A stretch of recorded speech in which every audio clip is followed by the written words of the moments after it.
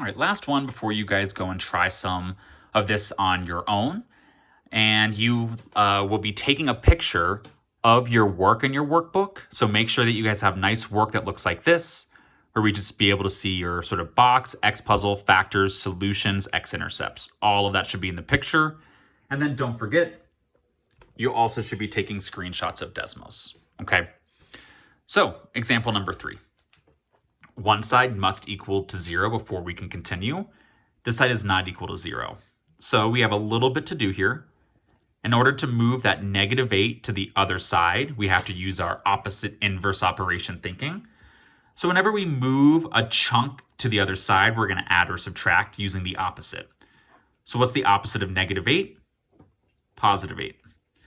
Now, whatever you do to one side, adding 8, we have to do to the other, but we have to make sure it's with its like terms. That 8 doesn't have a v squared or a v, so we're not going to add it to those. 8 is just a regular number.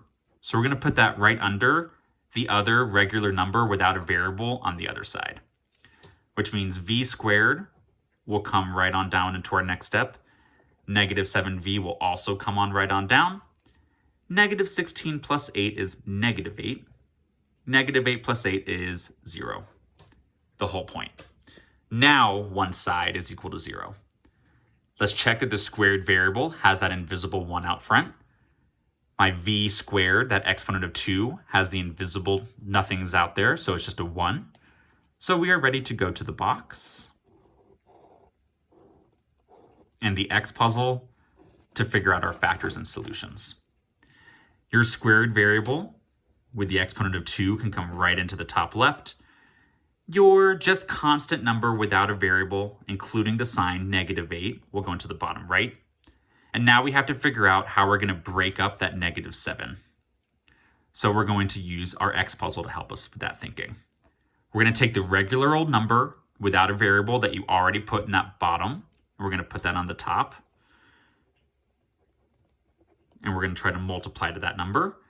Then we're going to take that middle number with just regular old variable v, and we're going to put that on the bottom. And in order to make this happen, we need what two numbers will multiply to -8, but they will add or subtract to -7.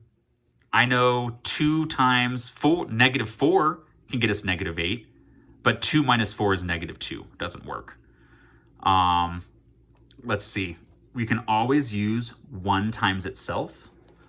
1 times 8 is +8. So one of these numbers has to be negative if we're going to actually have that multiplied to -8. But now which one of these should be negative to make sure that they will combine to -7?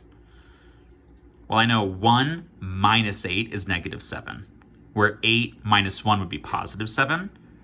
So the negative should go with the 8. 1 times -8 is -8. 1 minus 8 is -7. So we know that 1 will go up here, 1v, and that -8 can go over here, -8v. It does not matter if those were flipped for you. You're going to get the same answer either way. So now what times what gets us v squared? V times v. V times what gets us just a 1v? +1. V times what gets us to -8b? -8. Then if we did this correctly, -8 times 1 does get us to -8. So now we can get our factors. Still equal to 0. We'll take what we got on the top for our first parentheses. Whatever we got on the side, we'll put in our second parentheses. And now we will set each of these equal to 0.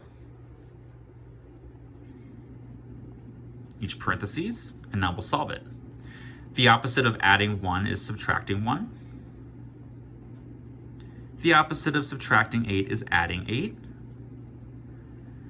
And like we've been saying, when you get a solution, you automatically know that's an x-intercept where y is 0.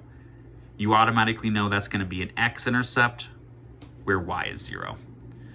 So now we're going to go take our original equation, our factors, and our solutions to go double check in Desmos. And when you guys get to your workbook, you guys need to have a picture of your algebra here plus a screenshot of your Desmos.